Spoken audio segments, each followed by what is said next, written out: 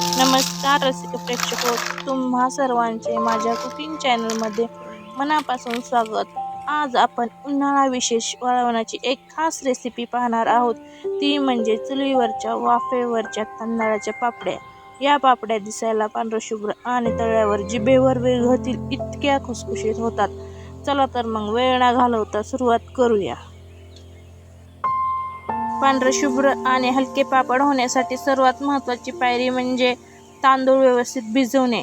इथे मी अर्धा किलो रेशनचा तांदूळ घेतलेला आहे। रेशनच्या तांदळामुळे पापड जास्त छान फुलतात। सर्वात आधी हा तांदूळ आपण 1 ते 2 वेळा स्वच्छ पाण्याने धुवून घ्यायचा आहे, जेणेकरून यातील धूळ आणि कचरा निघून जाईल।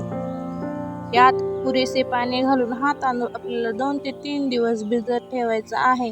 पण लक्षात ठेवा, दररोज यातील पाणी बदलणे खूप गरजेचे आहे। पाणी बदलल्यामुळे तांदळाला वास येत नाही आणि पापड एकदम दुधासारखे पांढरे होतात।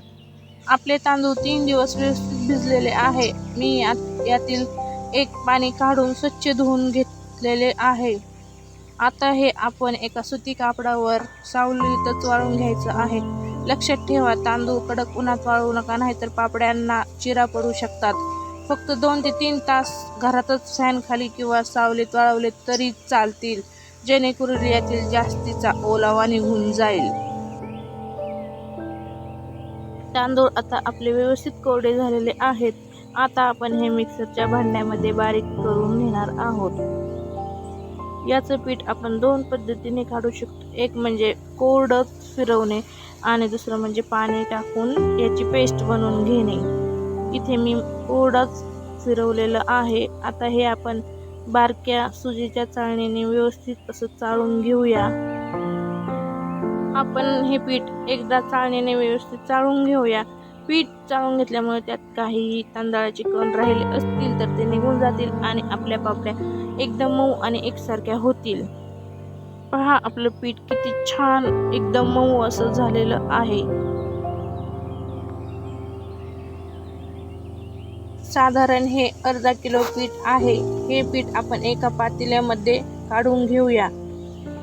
यासाठी लागणारे साहित्य पाहू। इथे मी अर्धा किलो पीठ घेतलेलं आहे। 2 चमचे पांढरे तीळ, 2 चमचे जिरं, चवीनुसार मीठ। आता आपण हे पीठ मिक्स करून घेऊया। यामध्ये मी पिठामध्ये पांढरे तीळ, 2 चमचे जिरं आणि चवीनुसार मीठ घालून त्यामध्ये थोडं पाणी घालणार आहे। यामध्ये आपण थोडं पाणी घालून एकदम व्यवस्थित अशी पेस्ट करून घेणार आहोत। अशा पद्धतीने आपल्याला ही पेस्ट तयार करायची आहे। ही पेस्ट जास्त घट्टही नको, एकदम पाण्यासारखी पातळही नको। चमच्याने वरून सोडल्यावरती सलग खाली पडेल पाहिजे इतपत आपल्याला ती सैल ठेवायची आहे। बघा, आपली पेस्ट आता तयार होणार आहे। हे पीठ अगदी गुळगुळीत करून घ्यायचं आहे। यात एकही गुठळी राहता कामा नये, तरच आपल्या वाफेवरच्या पापड्या छान पारदर्शक आणि एकसारख्या तयार होतील। अशा पद्धतीने आपल्याला ही पेस्ट तयार करायची आहे। पहा, आपली पेस्ट किती छान अशी तयार झालेली आहे। बघा, आपली तांदळाची पिठाची पेस्ट आता एकदम तयार आहे। यात आपण थोडं पाणी घालून ही पेस्ट अगदी लोण्यासारखी मऊ करून घेतलेली आहे। यात एकही गुठळी राहिलेली नाहीये। चमच्याने वरून सोडल्यावरती सलग पडते इतपत आपण ती सैल ठेवलेली आहे। आता आपण पुढची तयारी पाहू। मी इथे 2 मोठ्या पराती घेतलेल्या आहेत। तसेच आपले चांगली अशी तांदळाची पेस्ट, त्याचबरोबर एक मोठी सुई ही मी इथे घेतलेली आहे आणि चूल पेटून एका पातेल्यात 2 तांबे पाणी गरम करण्यासाठी ठेवलेलं आहे। आता आपण याला मस्त अशी उकळी येऊस्तवर ह्याला तापवून घेणार आहोत। आता मी एक परात किंवा ताट घेतलेलं आहे, त्याला मी थोडंसं तेल लावलं होतं आता पळीने थोडीशी पेस्ट या ताटावर टाकायची आणि हलक्या हाताने गोलाकार फिरवत तिला छान गोल आकार द्यायचा आहे। बघा किती सहज ही पापडी पसरली जाते। पेस्ट जास्त जाडही ठेवायची नाही आणि अगदी पातळही नाही, कारण वाळल्यावर पापड्या आतून पातळ होतात। अशाच पद्धतीने आपल्याला ही पापडी तयार करायची आहे। आता आपली पापडी ताटावर गोल छान पसरून तयार आहे। इथे चुलीच्या पातेल्यात पाणी सुद्धा चांगलं उकळत आहे। आता यावर आपण हे ताट असं एक 5 मिनिटं असं ठेवून देणार आहोत, जेणेकरून ती पापडी थोडीशी ताटाला सेट होईल। आता आपण ही पापडी सेट झाल्याच्या नंतर इथे आपल्याला हे ताट आता उलट करायचं आहे। या पद्धतीने आपल्याला हे ताट असं उलट ठेवायचं आहे। पहा, लक्षात ठेवा, पातेल्यातून वाफ बाहेर जाणार नाही अशा पद्धतीने ताट घट्ट बसवायचं आहे। फक्त 30 ते 40 सेकंद पुरेसे आहेत। वाफेवर या पापड्या अगदी झटपट शिजतात। पहा, चुलीच्या जाळावर याला जी वाफ मिळते याने पापडी अगदी मऊ आणि पारदर्शी होते।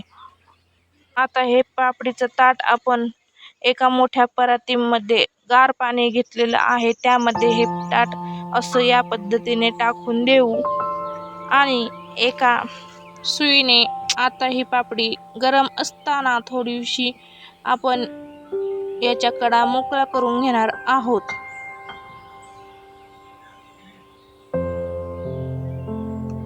पहा, या पद्धतीने आपल्याला याच्या कडा मोकळ्या करून घ्यायच्या आहेत।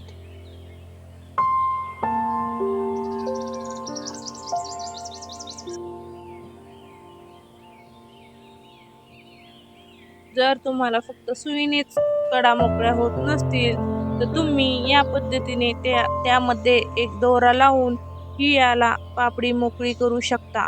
पहा, अशा पद्धतीने ही आपल्याला ह्या पापड्या ताटावरनं मोकळ्या होतात।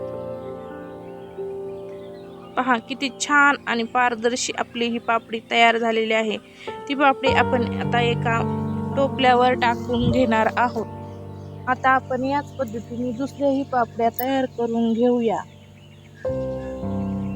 आपल्याला पहिली पापडी वाफळेपर्यंत आपण दुसऱ्या ताटालाही पीठ पसरून तयार ठेवायचं आहे। त्यामुळे काय होतं की एक ताट बाहेर काढलं की लगेच दुसरं वाफळायला ठेवता येतं। चुलीचा जाळ सारखाच ठेवा, म्हणजे प्रत्येक पापडी एकसारखी शिजेल। अशाच पद्धतीने आपण सर्व पिठाच्या पापड्या झटपट पाडून घेणार आहोत। आहे ना एकदम सोपी पद्धत।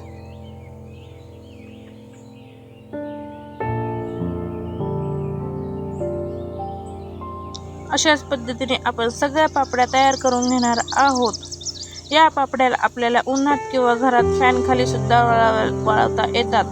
वाफेवरच्या पापड्या असल्यामुळे या खूप पारदर्शक दिसतात। सुरुवातीला या पापड्या आपण घरातच फॅन खाली किंवा सावलीत वाळवून घेणार आहोत। उन्हात एकदम टाकल्या तर पापड्याला चिरा पडण्याची शक्यता असते। एकदा थोड्या सुकल्या की मग आपण यांना 2 ते 3 दिवस कडक उन्हात वाळवून घेणार आहोत। एका बाजूने थोडी सुकली की पापड्या हलक्या हाताने उलटून घ्या, जेणेकरून त्या दोन्ही बाजूने व्यवस्थित वाळतील। ह्या पापड्या कडक वाळवल्या की तुम्ही वर्षभर हवाबंद डब्यात साठवून ठेवू शकता। या अजिबात खराब होत नाहीत।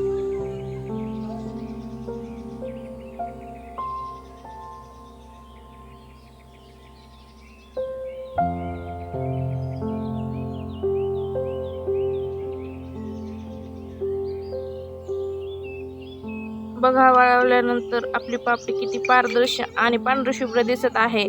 अगदी हाताची बोटे सुद्धा पलीकडून दिसतायत। आता ही पापडी आपण तळून पाहूया। बघा किती छान अशा आपल्या पापड्या तयार झालेल्या आहेत। आता ह्या पापड्या आपण तळून पाहूया। मी चुलीवरती कढईमध्ये तेल गरम करण्यास ठेवलेलं आहे।